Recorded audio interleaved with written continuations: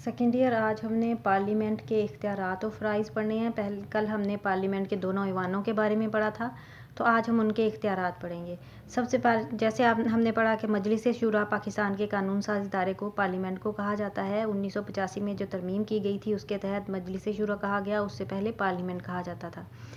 अब हम देखेंगे नंबर 1 पे जो आप देख रहे हैं वो कानून साजी के इख्तियारात हैं कि पार्लियामेंट जो है पाकिस्तान की, यानी दोनों ऐवान जो हैं, ऐवान बाला और ऐवान ज़ेरी, उनको कानून साजी के इख्तियारात हासिल हैं क्योंकि वो मुकर्रना है, कानून साज इदारा है। तो वो पाकिस्तान के जो मरकज़ी और मुश्तरका अमूर की फ़हरिस्त में जो अमूर शामिल हैं उन सब के बारे में कानून साजी का इख्तियार जो है पार्लियामेंट के दोनों ऐवानों को हासिल है यकसा तौर पर। ठीक है, तो कानून साजी के लिए जो भी बिल है वो किसी एक ऐवान में, चाहे वो कौमी असम्बली हो चाहे सेनेट हो, किसी में भी पहले पेश किया जा सकता है। वहाँ से बहस व तमहीज़ के बाद उसके ऊपर रायशुमारी कराई जाती है और अगर वो वहाँ उसमें अक्सरियत हासिल कर ले तो कार्रवाई मुकम्मल हो जाती है और वहाँ से उस ऐवान से वो बिल पास हो जाता है और उसे दूसरे ऐवान में भेज दिया जाता है। दूसरे ऐवान में भी वो इन्हीं मराहिल से गुज़रता है कि बहस व मुबाहिसा होता है, वोटिंग होती है और वहाँ से भी पास हो जाता है। तो इसका मतलब है कि पार्लियामेंट ने उस कानून को, उस मसवदे को पास कर दिया है और फिर उसे सदर के पास मंजूरी के लिए भेज दिया जाएगा। मंजूरी दे देता है अगर सदर, तो वो कानून बन जाएगा।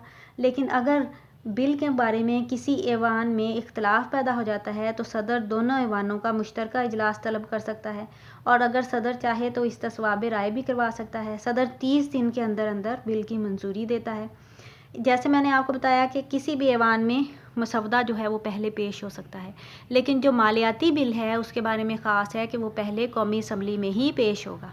ठीक है, और वहाँ से पास होने के बाद उसे दूसरे ऐवान में भेजा जाएगा। तो इस तरह से मालियाती बिल के बारे में ये जो है वो थोड़ा फ़र्क रखा गया है। इस तरह से ये कानून साजी के इख्तियारात जो हैं पार्लियामेंट को हासिल हैं। उसके बाद जो दूसरा इख्तियार है वो हम देख रहे हैं इंतज़ामी इख्तियारात हैं।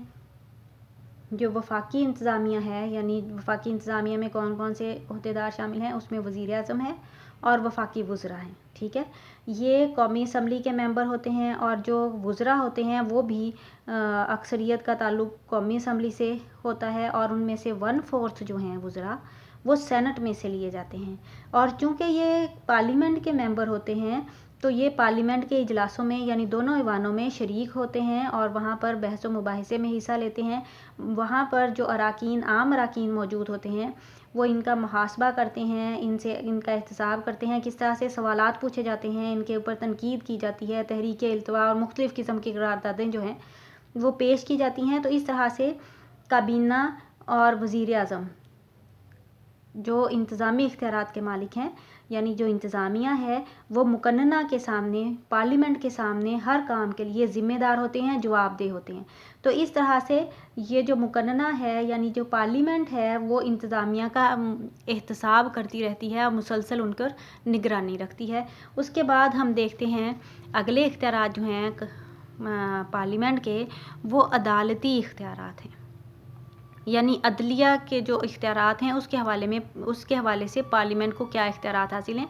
और जैसे आपको पता है कि पार्लियामेंट जो है वो सुप्रीम कोर्ट और हाई कोर्ट के जजों की कितनी तादाद होनी चाहिए, इसका तयन किसने करना है? पार्लियामेंट ने अपने कवानीन के ज़रिए से करना है। ठीक है, जो भी उनके कायदे ज़ाबित हैं तश्कील वो देती है पार्लियामेंट। उनकी तनख्वाह कितनी होनी चाहिए, माली मराहत क्या होनी चाहिए, उनका तयन भी पार्लियामेंट करती है। तो अदलिया के हवाले से भी इख्तियारात जो हैं वो पार्लियामेंट को हासिल हैं।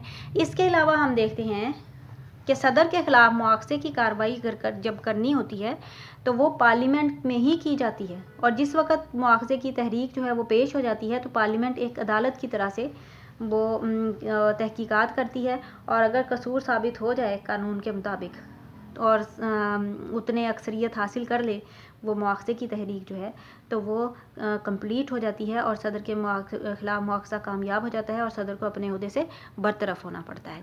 ठीक है, उसके बाद चौथा इख्तियार जो है वो इंतखाबी इख्तियारात हैं कि पार्लियामेंट के जो दोनों ऐवान हैं और सूबाई असम्बलियाँ हैं वो मिलकर सदर मुमलिकत का इंतखाब करती हैं। तो इस तरह से उन्हें कुछ इंतखाबी इख्तियारात भी हासिल हैं।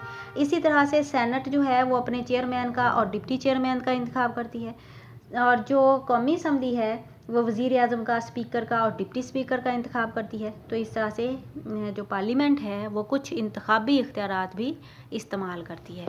उसके बाद हम अगला पॉइंट देख रहे हैं मालियाती इख्तियारात, कि पार्लियामेंट को मालियाती इख्तियारात भी हासिल हैं। मुल्क की मालियात पर मुकम्मल कंट्रोल जो है वो पार्लियामेंट को हासिल है। ठीक है, जितने भी मालियाती मसवदात पर बहस का आगाज़ होता है वो कौमी असम्बली में होता है। जैसे मैंने आपको बताया था कि कोई भी मसवदा जो माली नौइयत का होगा वो पहले कौमी असम्बली में ही पेश होगा, तो वहाँ से बहस का आगाज़ होता है। टैक्स लगाने हैं, नहीं लगाने, पुराने टैक्स माफ़ करने हैं, नहीं करने, इस सब का फ़ैसला जो है वो कौमी असम्बली करती है। सालाना बजट जो है वफाकी हुकूमत की निगरानी में वज़ीर ख़जाना जो होता है वो तैयार करता है। ठीक है, और उसके ऊपर अराकीन खुलकर बहस करते हैं। कानून साज़ असम्बली में उस पर तनकीद की जाती है, उसमें तरामीम पेश की जाती हैं, और फिर उसके ऊपर मसवदात जो भी होता है, उसकी जो माली मसवदा होता है उसके ऊपर वोटिंग करवाई जाती है। अगर वो अक्सरियत हासिल कर लेता है तो वहाँ से वो पास हो जाता है, और फिर सेनेट में मंजूरी के लिए भेजा जाता है। वहाँ से पास होने के बाद सदर के पास आखिरी मंजूरी के लिए जाता है। तो इस तरह से हमने देखा कि जो सेनेट, कौमी असम्बली है और सेनेट है, उनका ये जो मालियात है इस पर मुकम्मल कंट्रोल होता है। ठीक है, कौमी असम्बली जो मुतालबात ज़र हैं उनमें कमी बेशी भी करने की मिजाज होती है। उसके बाद हम अगला पॉइंट देख रहे हैं, वो है आइन में तरमीम।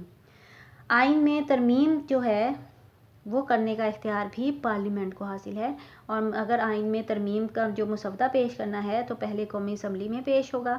अगर कौमी असम्बली के 2/3 अरकान मसवदे की मंजूरी दे देते हैं, उसके हक़ में वोट दे देते हैं, तो फिर वो सेनेट में पेश कर दिया जाएगा। सेनेट में भी 2/3 अक्सरियत मंजूर कर लेती है तो सदर की मंजूरी के लिए पेश किया जाएगा, और फिर आइन जो है जब दोनों ऐवानों से मंजूरी के बाद सदर मंजूर कर लेता है तो आइन में तरमीम हो जाती है। ठीक है, ये है आइन में तरमीम का हक़ जो कि पार्लियामेंट को हासिल है। फिर हम देखते हैं शिकायत का अज़ाला है, यानी जो अवाम की शिकायत हैं उनका अज़ाला किस तरह से होता है। वो किस तरह से होता है कि हमने देखा था इंतज़ामिया जो है वो मुकन्नना में से ली जाती है, यानी वज़ीर आज़म, उसके वज़रा काबीना मुकन्नना में से कौमी असम्बली और सेनेट में से लिए जाते हैं। अब जब भी इनका इजलास होता है कौमी असम्बली का और सेनेट का, चूँकि ये इंतज़ामिया के अरकान मुकन्नना के भी मेंबर हैं, तो वो मुकन्नना के इजलासों में शरीक होते हैं। वहाँ पर इनसे सवालात किए जाते हैं और वो वहाँ पर उन जवाब देने के उनके लिए लाजिम होता है कि वो उन सवालात के जवाब दें। तहरीकें उनके ख़िलाफ़ पेश की जाती हैं। तो इस तरह से मुकम्मल मुहासबा होता है, अवाम के नुमाइंदे उनका करते हैं इंतज़ामिया का। तो ये हम इस तरह से जो अवाम हैं उनकी शिकायत का इज़ाला होता रहता है। उसके बाद हम अगला पॉइंट देख रहे हैं, वो है हंगामी इख्तियारात, कि अगर मुल्क में किसी हिस्से में या पूरे मुल्क में कोई हंगामी हालात पैदा हो जाते हैं, मुल्क की सलामती ख़तरे में पड़ जाती है, बैरूनी हमला हो जाता है, कोई गैर मुल्की मुदाखलत का ख़तरा होता है, अमन व अमान की सूरत बिगड़ती है, या मुल्क के किसी हिस्से में या पूरे मुल्क में माशी तौर पर हंगामी सूरत हाल पैदा जाती है, माशी अबतरी पैदा हो जाती है, तो इस सूरत में हुकूमत को हंगामी हालात के ऐलान करने का इख्तियार हासिल होता है। ठीक है, वो हंगामी हालात का ऐलान कर सकती है, और इस तरह से पार्लियामेंट अगर मंजूर कर लेती है तो ये 6 महीने तक हंगामी हालत जो है वो नाफिज रह सकती है। ठीक है, और जब हालात मामूल पर आ जाएंगे तो ये हंगामी जो इख्तियारात हैं वो ख़त्म कर दिए जाएंगे। तो ये हमने देखा पार्लियामेंट के जो इख्तियारात हैं उनके बारे में।